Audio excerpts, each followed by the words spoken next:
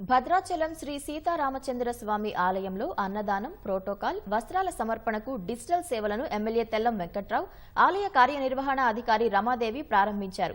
భక్తులు సులభంగా దర్శనం చేసుకుని వెంటనే అన్నప్రసాదాలను స్వీకరించే విధంగా డిజిటల్ సేవలు ప్రారంభించినట్లు ఆలయ అధికారి రమాదేవి తెలిపారు.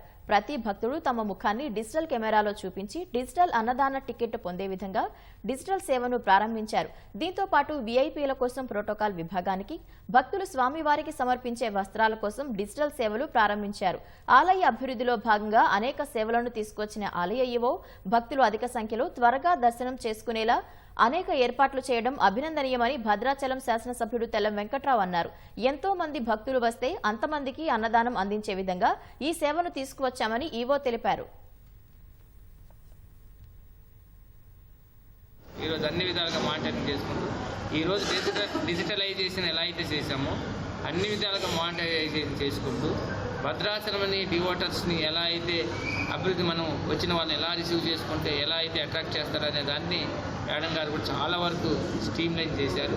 ఈ స్ట్రీమ్లైన్నే ముందుకు తీసుకెళ్ళుకుంటూ వాళ్ళకి అన్ని సౌకర్యాలు కల్పించే విధంగా ఈవో గారు కూడా చాలా ఫెసిలిటీస్ ఈరోజు ఇంప్రూవ్ అయినాయి. ఈరోజు ఈ పవిత్రమైన దేవాలయాన్ని అభివృద్ధి చేసే దాంట్లో అందరం కోఆపరేట్ చేయాలి. చిన్న ప్రాబ్లమ్స్ ఉన్నా కానీ మనం ఈవో ఖచ్చితంగా కోఆపరేట్ చేస్తేనే అభివృద్ధి జరుగుతుందని అందరినీ మనవి చేసుకుంటూ